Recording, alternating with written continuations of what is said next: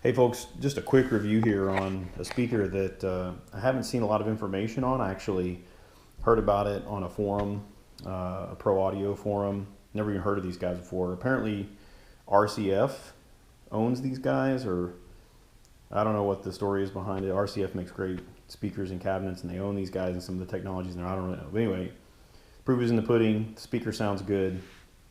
But I haven't really seen a review of this speaker in any practical sense. I figured, what the heck, I would just go ahead and put one out there. This is the FM8.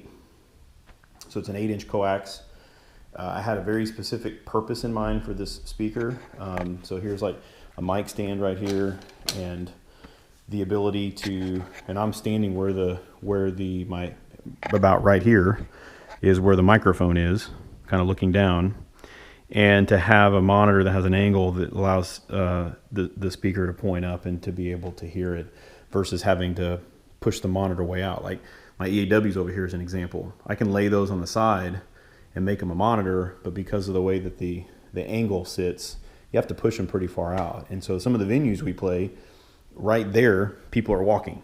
So we don't really have a lot of space to be able to do that. So this was kind of critical for me to have something that had a really nice monitor angle and it was coaxial, just because I like the way those sound, and they obviously minimize the footprint when you don't have to have a dedicated separate horn that you've got to somehow fit into the cabinet.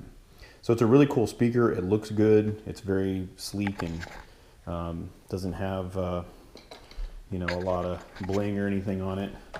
It looks good from the back side too. So if you were in the audience and looking, it's a real low profile, looks really good.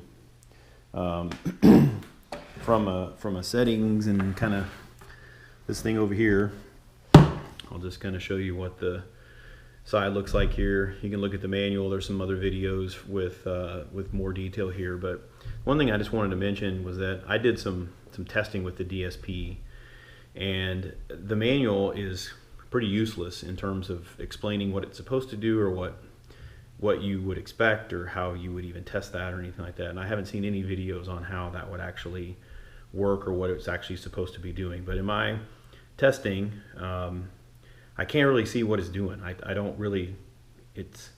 didn't have any really expectations. I didn't buy this speaker because it had DSP built into it to do anti-feedback. I know how to ring a monitor out and get it sounding right. It's nice to have if you get a weird frequency or something like that, and have a monitor that can kind of pull that out so it doesn't become a big problem. But I don't really care about that feature. But if you're buying the speaker because you think it's going to be some magic DSP and pull feedback out or whatever at any given moment, it's not going to do that. So there's a number of different settings in there. I just have it set at the default, which is like a live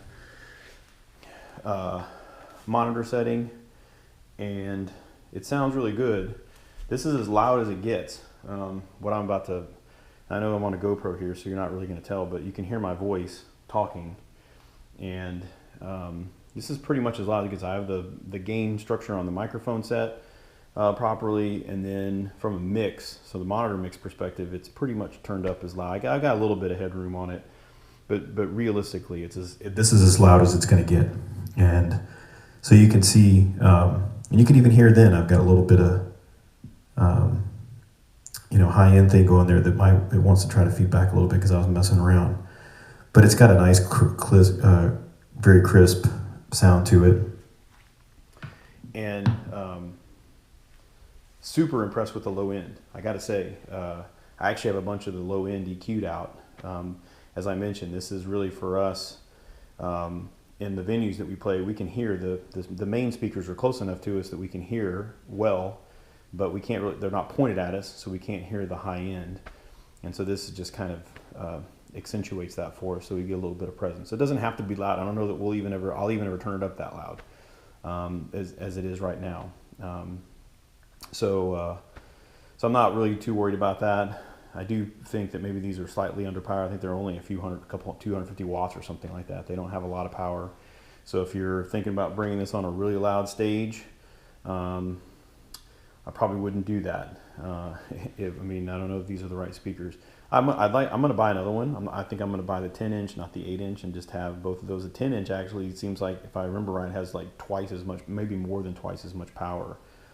I think that's probably a good place to go if you don't need something super small like this. But I wanted to try this really super small one, and it works really great.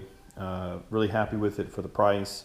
I think it's a great value. The speaker sounds really good. It EQs well. You know, the only downside really, as I mentioned, is that it doesn't really have a lot of power. It's not going to get really loud. And as far as I can tell, the DSP thing is kind of a bust. I mean, really, I can't see that it's really doing anything. I can't really figure out exactly what it's doing. So if anybody knows and is willing to tell me, please make a comment or something. But again, that's not why I bought the speaker. I like the footprint of it. I like the way that it looks. I like the coax design. I like the speaker angle. The other thing that's cool about this thing too is you can actually turn it this way. So let's say you wanted to get the microphone stand a little further back. You can actually, put it like this, and you would be able to sit it back. Of course, from an audience perspective, it's not gonna look as nice because you're gonna have the feet and everything on it. But you can actually do it either way. So if you were going to be a little bit further back, then you could do that. So anyway, that's the FM8. Really cool speaker. It's definitely staying with me, not sending it back, and probably going to end up with the 10-inch version as well.